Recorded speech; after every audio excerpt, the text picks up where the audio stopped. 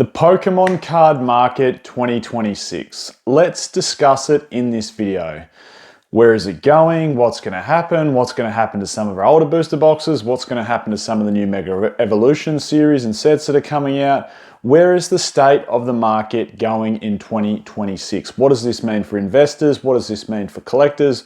What does this mean for players? Let's discuss all that. This is one of those videos where there is nothing on the screen. You don't need to watch at all. So pop it in the headphones while you're going for a walk. This is the one everyone seems to love. Pop it on the telly. That's an old saying, is it? Pop it on the telly while you're doing some housework or something. I don't know. Chuck it on in the car while you're going for a commute to work or something. But let's discuss all things Pokemon 2026.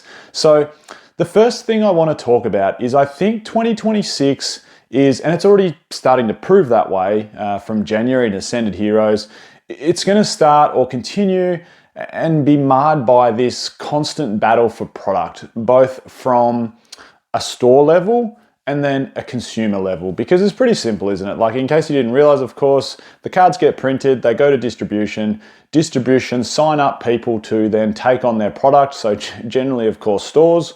And then stores sell it to consumers. It's as simple as that. And I think there's going to be a big battle from distribution to stores. There's more and more, I suppose, stores and people signing up for access to distribution than what there has ever been. Because even if people get a very small slice of the pie, at the moment, they know they can make good margins off that stock.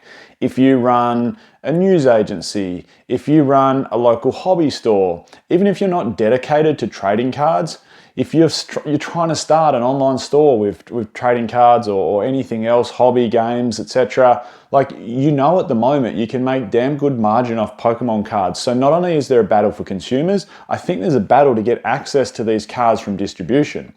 That might mean that, you know, people that had access to more cards in the past or more product in the past are getting smaller amounts of that. And then what happens is that then filters down to consumers. And we're already seeing crazy stuff with consumers. We're seeing consumers fight over product once more.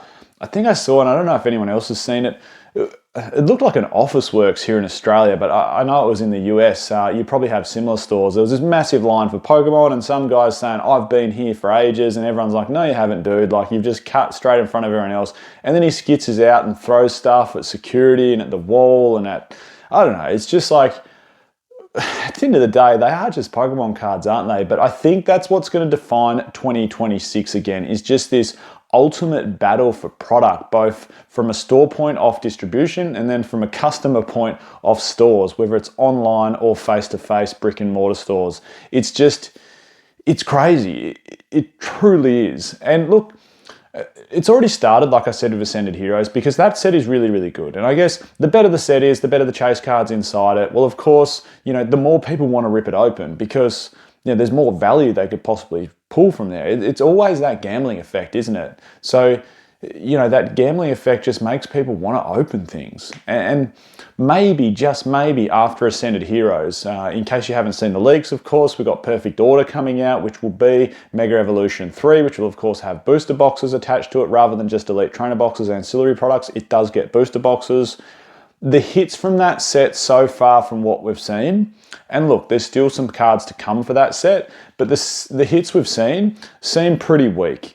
So maybe, just maybe, we'll get some reprieve on something like Perfect Order, because I guess, you know, it's similar to what happened with Journey Together. I mean, Journey Together looks maybe like it might be a slightly better set than Perfect Order, but I don't know, that Mega Starmie looks all right from Perfect Order, and maybe there's going to be a few other chase cards that we don't know about yet added into there, and maybe it's going to be a touch better than what we think, but let's say that it's going to be a poor set.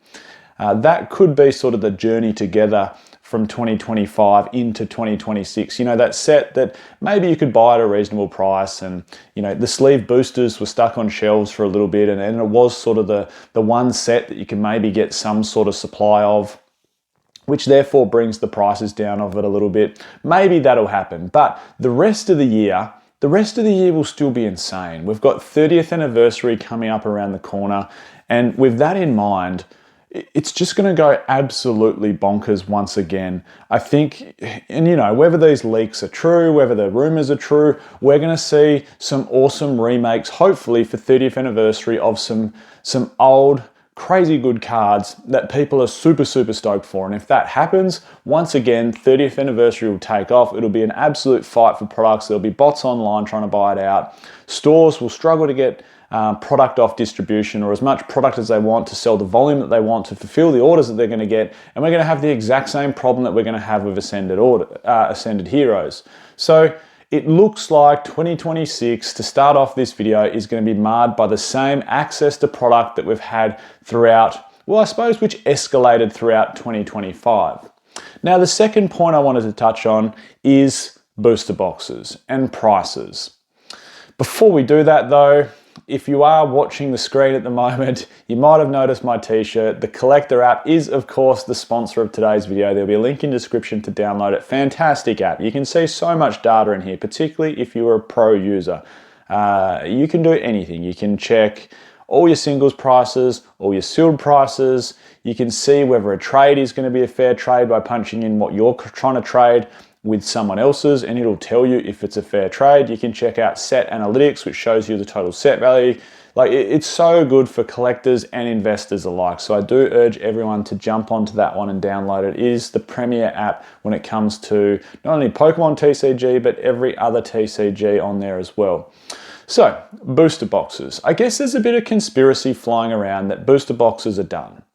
And by done, I mean, A, we're going to see less booster box sets, and B, we're going to see little to no reprints of booster boxes. And you might ask yourself why. Well, I think it's almost a pretty simple answer. The proof is in the pudding that the Pokemon company can make more margin of people buying more products to get the similar amount of packs by not having booster boxes, or not having as easy access to booster box. Booster box is, of course, the densest way to buy packs. You're getting 36 packs inside a booster box. Whereas if you have to get an Elite Trainer box, which now has 9 packs inside it, you need to buy 4 of those to get the same amount of packs. Like, it's simple maths, isn't it?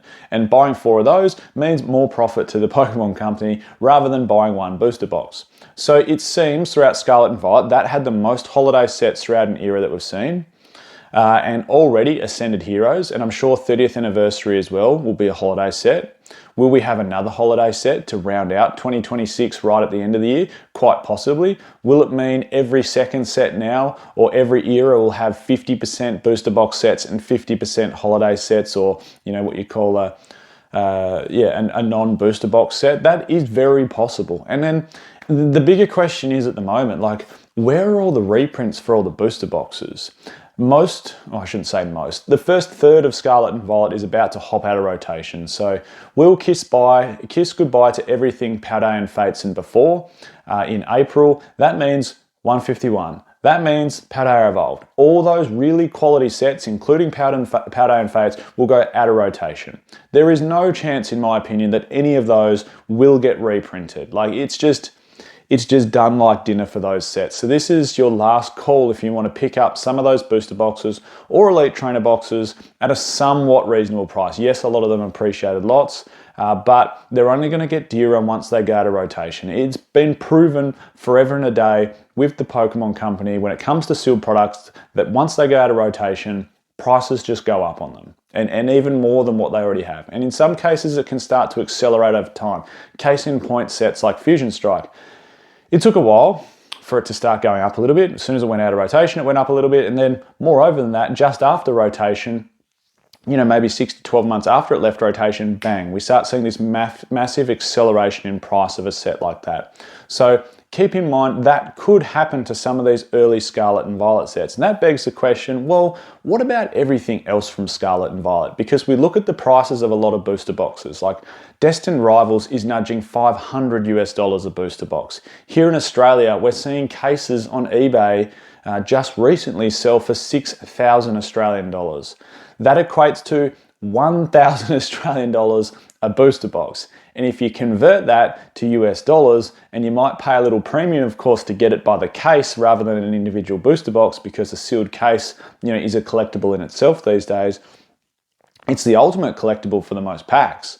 I mean, imagine having a sealed case of like EX Team Rocket returns. Like, yes, you might pay 80,000 US dollars for a booster box of EX Team Rocket returns. I'm not saying that's what the market price is, just hypothetical. And then you go, okay, 80,000 times 6 is, you know, 8 sixes are, of course, 8.6, what are we talking about here? 8.6 is of course 48. So you should be paying $480,000 for a booster box case there. But geez, my maths just left me there, did it? That just proves that these videos are 100% done live. No cuts, no edits. I was like, hold on a second, what is 8 times 6? It's 48, you dumbass. So $80,000 a booster box. You'd think you should pay $480,000 for a case of EX Team Rocket Returns. Again, not saying that's what the market price is, but if you did find a sealed case of EX Team Rocket Returns, I feel like someone would pay $1 million for a sealed case of EX Team Rocket Returns. So what I'm getting at is you get a premium on the case. So with all that in mind, circling all the way back to Destined Rivals and my stupidity when it comes to doing some very simple multiplication, is, you know, Destined Rivals booster box in Australia in a case going for $6,000, which equals $1,000 a booster box. That works out to be like $650 a booster box inside a case. Like, we haven't seen that sort of acceleration since Evolving Skies. And I don't even think Evolving Skies accelerated that quickly. Evolving Skies took a little while to go to $300 a booster box. It took a little while to go to $500 a booster box. I think it was more like double the time than what Destined Rivals has done it. Like, and you compare the sets side by side, you go like Mewtwo versus Umbreon, it's a clear win for Umbreon. You go the next best chase card versus the Rayquaza, you go the next best chase card versus the next best Evolution, the next best chase card versus Dragonite, like bang for bang. Evo Skies versus Destined Rivals, Evo Skies blows it out of the water with chase cards. Destined Rivals has the nostalgia attached to it. It has the kudos of 2026, as it also has the kudos of the best booster box set of Scarlet and Violet.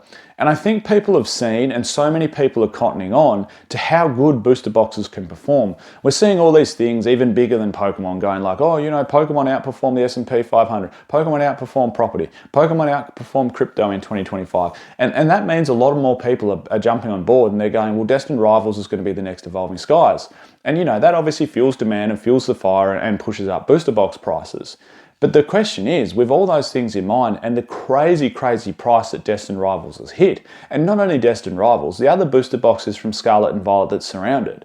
Like, you don't have to go far back in time to realize that Twilight Masquerade is also super dear. You don't need to go far back in time to realize, you know, a lot of the other sets from Scarlet and Violet, like even Stellar Crown is like, it's too dear for what should be inside it. Like, or like the chase cards you could possibly pull from it. It's like all Pokemon booster boxes are extremely expensive. And it's like, are there going to be any reprints of these booster boxes? Will we see Twilight Masquerade? Will we see Stellar Crown? Will we see Journey Together? And most importantly, will we see Destined Rivals get a booster box reprint? And of course, the big question is no one knows. Like, you're going to have to get your crystal ball out there. And then it's like, well, hold on. We can't even print to demand for Ascended Heroes at the moment. We can't even print enough stock to even release Elite Trainer boxes at the launch of this set. Like, it's already behind before it's even got started. And it's like, well, what happens if Destined Rivals doesn't get a reprint? And even if it does, like, even if all these booster boxes, Stellar Crown, Surging Sparks, Twilight Masquerade, Destined Rivals, Journey Together, even if they do get a booster box reprint, and prices drop just a little bit, what do we think is going to happen? We've already seen it happen in December. We saw it happen when the market took a dip. We saw Paldea pull way back like $80 to $100 a booster box. We saw a lot of Sword and Shield booster boxes retract $150 a booster box, like Fusion Strike, Silver Tempest, Chilling Rain, Brilliant Stars. And what happened?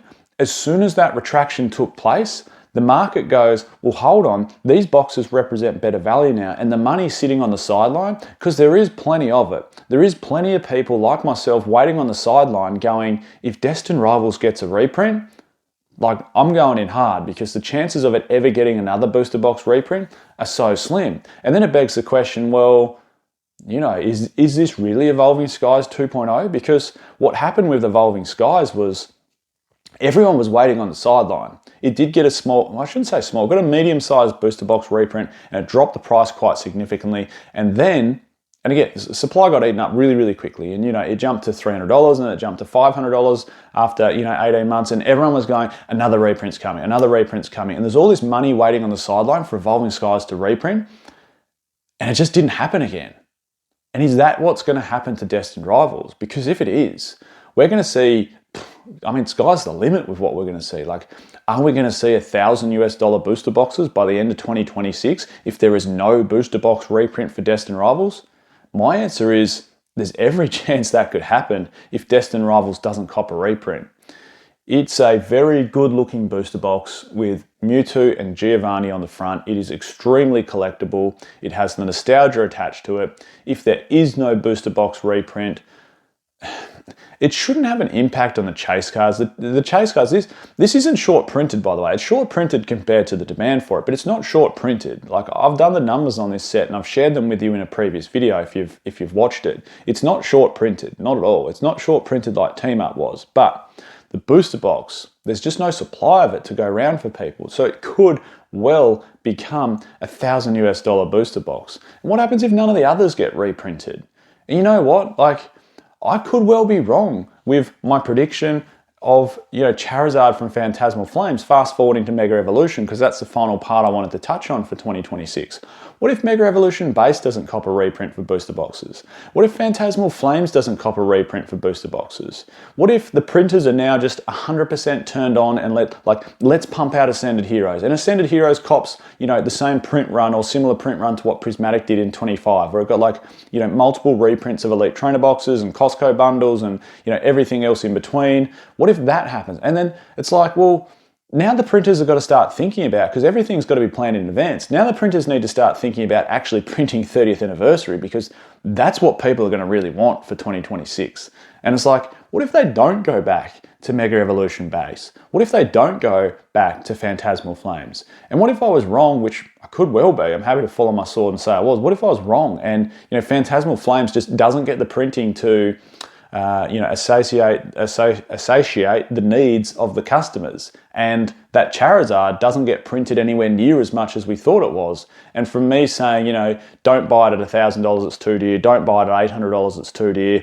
Yes, it's dropped to $500 or $600, but it could drop to $300. So hold on, because it will get reprinted. What if that doesn't happen? Well, if that doesn't happen, there's every chance, which I did make the statement of, to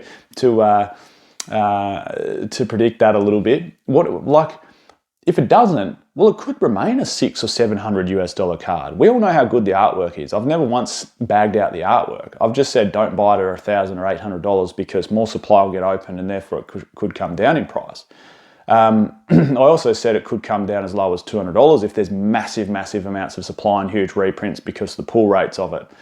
Look, that could well not happen. So what I'm getting at is, we just don't know. And it's like circling all the way back to my first point when it comes to, just the constant jostle for product. Like, we might not ever fill the needs of people with, Phantasmal, with Ascended Heroes, with 30th Anniversary, with Destined Rivals. Like, it might just not happen. And I think that is what's ultimately going to consume 2026, is the lack of product for people wanting it, and that will put upward pressure on pricing. I'm Michael, this is PokeOz. Thanks heaps for tuning in again. And if you're still listening, I did just want to say a massive thank you to everyone that tunes in, particularly those that tune in and support the channel with every video. It is very much appreciated. I'll catch you all next time.